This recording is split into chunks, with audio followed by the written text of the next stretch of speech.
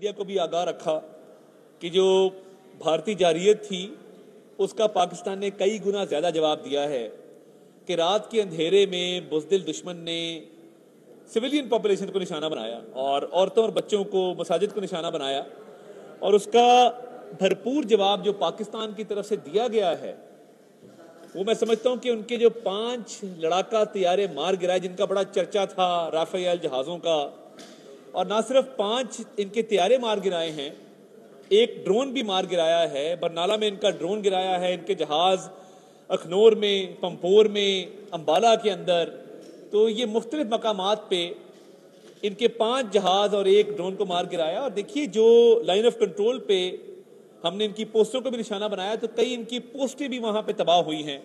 और अब ये सफेद झंडा लहराने पर मजबूर हो गए हैं कि एक बुज़दिल दुश्मन जो रात की तारीकी में सिविलियंस को, निहत्ते शहरियों को निशाना बनाता है, बच्चों औरतों को निशाना बनाता है, और जब पाकिस्तान ने उसका एक जवाब दिया और भरपूर जवाब दिया, जिसके नतीजे में 5 जहाज भी गिराए, जिसके नतीजे में एक ड्रोन भी गिराया, जिसके नतीजे में लाइन ऑफ कंट्रोल के पार इनकी कई पोस्टें भी तबाह की, तो ये भाग खड़े हुए और इंडियन मीडिया ने आज शिकस्त तस्लीम की है। इंडियन मीडिया ने आज अपने जहाजों का मलबा दिखाया है कि जो उनकी अपनी हुदूद के अंदर हमने जहाज गिराए हैं उसका मलबा इंडियन मीडिया दिखा रहा है, हम ऊपर चला रहे हैं। आप देख सकते हैं राइट इधर कॉर्नर के ऊपर कि इंडियन मीडिया का रिपोर्टर इस बात को तस्लीम कर रहा है कि जी ये जहाज जो हैं ये मार गिराए। तो हमारी बहादुर अफवाज पूरी रात, वजीर आजम भी इस सिचुएशन को मॉनिटर करते रहे, लम्हा ब लम्हा अपडेट लेते रहे, और हमारी बहादुर अफवाज ने जिस तरीके से इस सिचुएशन का मुकाबला किया है, पूरी पाकिस्तानी कौम आज अपनी बहादुर अफवाज के साथ खड़ी है, बहादुर अफवाज के पीछे खड़ी है। और जो भारत का मुंह तोड़ जवाब दिया गया है, 5 तैयारे और एक ड्रोन और कई इनकी पोस्टें तबाह करके, पूरी कौम को फख्र है, पूरी कौम को नाज है कि पाकिस्तानी कौम जब इकट्ठी होती है तो दुश्मन कितना भी मकार हो वो भरपूर मुकाबला करती है। तो ये अल्लाह ताला का बेपाया फजलो करम है। आज वजीर आजम साहब ने नेशनल सिक्योरिटी कमेटी की मीटिंग भी कॉल की है अभी 10 बजे, उससे भी एक एलामिया जारी किया जाएगा, सूरत हाल का बगौर जायजा लिया जाएगा। मगर ये सफेद झंडा जो लहराया है, ये जो 5 तैयारे मार गिराए, एक ड्रोन मार गिराया, पोस्टें तबाह की, उसका नतीजा है कि ये हमेशा भागते हैं। तहकीकात का तो पाकिस्तान ने कहा था ना कि पहलगाम की तहकीकात करा लो, ये उससे भी भागे, और आज जब हमला इन्होंने किया तो उससे भी भागे और आगे आगे भागे।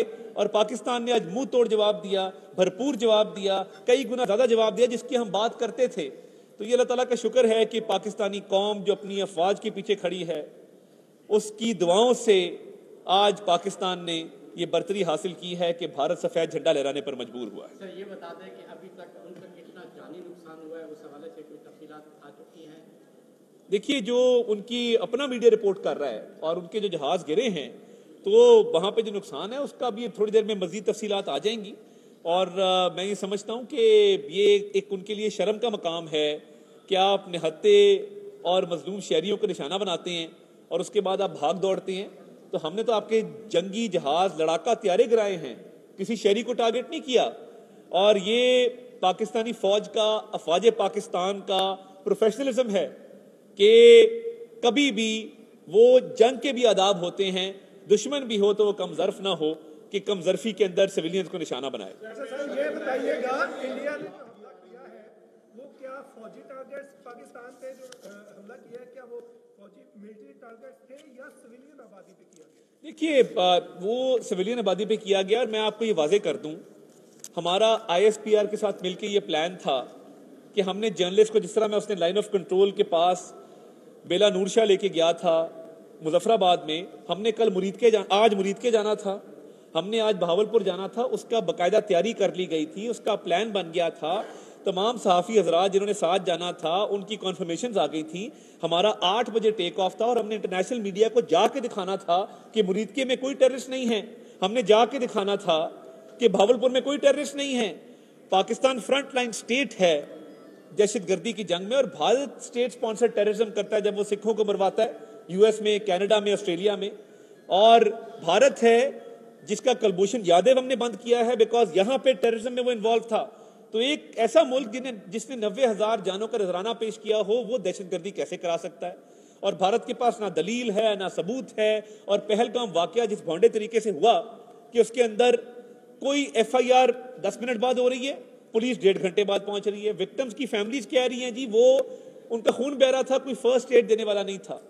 तो पाक फौज, पाक फिजाइया, पाक बहरिया, तमाम सर्विसेज चीफ्स ने जो किरदार अदा किया, वज़ीर आज़म साहब मॉनिटर करते रहे, chairman joint chief of staff committee, मैं समझता हूं कि ये पूरी कौम मुत्तहिद थी और अपनी फोर्सेज के साथ खड़ी थी, जिसका नतीजा ये निकला है कि पाकिस्तान को अल्हम्दुलिल्लाह आज बरतरी मिली है।